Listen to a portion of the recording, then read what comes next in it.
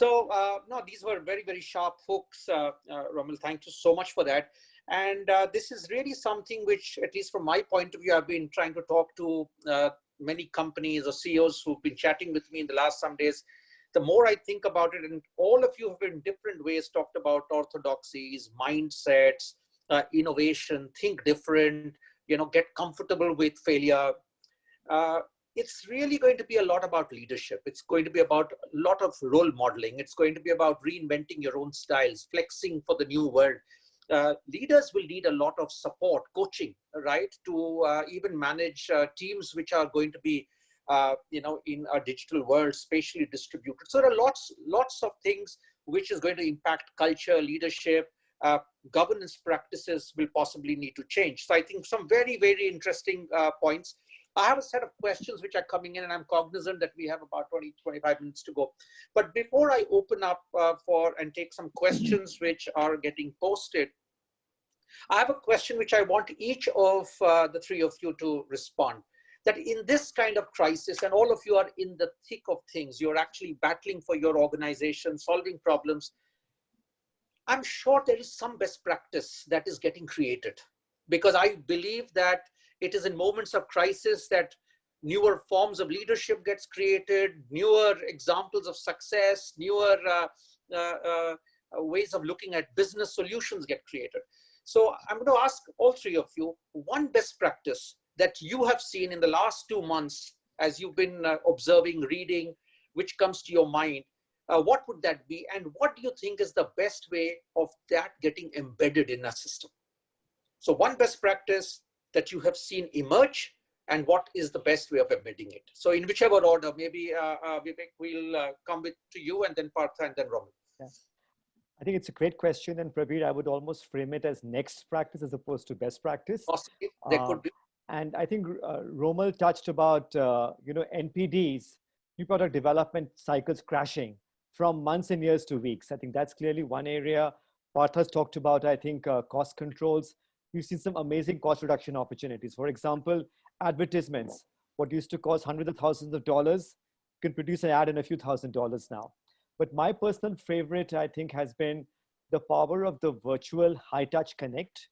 So personally, what I've found is that I am now able to reach out and connect with hundreds of thousands of our employees at a far greater level than ever before.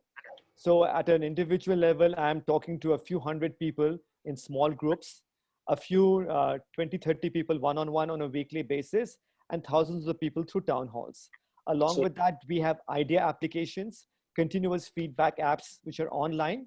So the abilities to be able to remain connected with the people on the ground, to motivate them, encourage them, and get feedback. The entire speed and velocity, I think, has changed in ways we could have never imagined before. And I think this is going to be the new way of working. And I think as leaders, we have to make sure to avoid what I call the quick snap back on.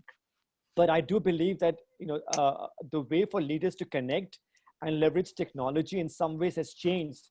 That will hopefully allow us to become far more connected and engaged leaders. So well said. In fact, technology has also become so intuitive. Someone was sharing this with me the other day that, some HR leader, that my senior leadership has suddenly got very comfortable with Zoom. It needed COVID to get them to do things and, manage things using Zoom. So this is good. Very well said, Vivek. Partha, what would be your takeaway? Okay, if you have said everything, then it will leave hardly anything for me to say. Prabir, it's a good one. It's what you said is a good segue. I think the biggest benefit that we have got from COVID is this thing called working from home and alternate thinking. This combination is what is the best practice that I've seen. Just, I'm doing all board meetings, listed company board meetings, I'm doing all of that, which is great, but that's still organizational. But my wife and her music teacher are now conducting classes over therefore the whole community has conspired to make this, difficulty go away by co-creating. So the entire ecosystem has come. Think of anything. I'm now participating a 25th wedding anniversary.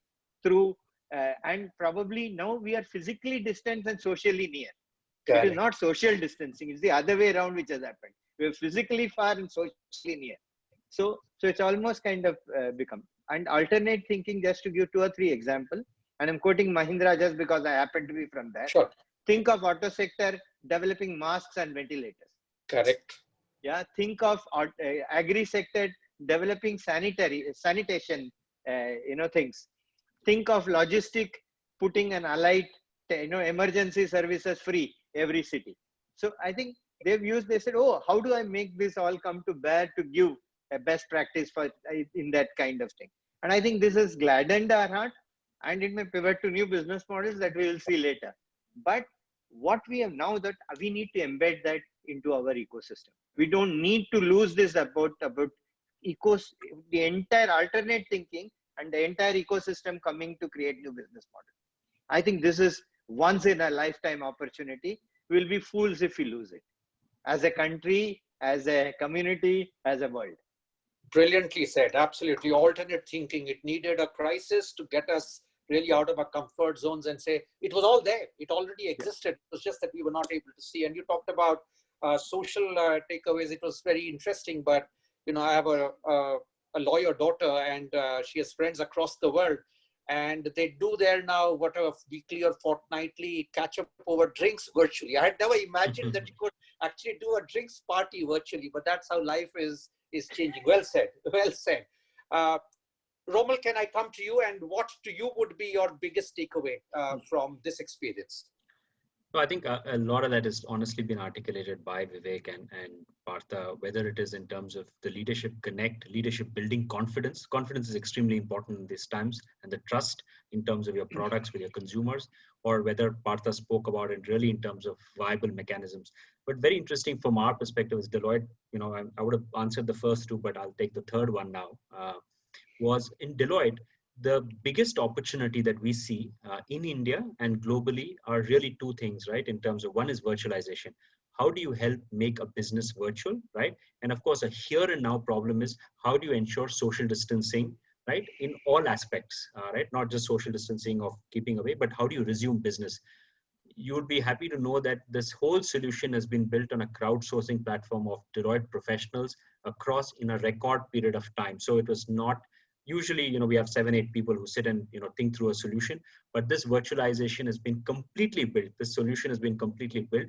And what's the nice part is bringing in sector flavor, bringing in, core manufacturing experience, retail experience, services sector, all of that in a very, very short period of time. So I think what we figured out for our own business, we are known as a solution company, but we realized that we could have done a lot better and a lot earlier than a COVID actually had to make us do. So that's something I would say is a good practice. Great. So speed is something that very clearly from your examples I'm picking up, that we can do so many things smarter and quicker than we were otherwise doing.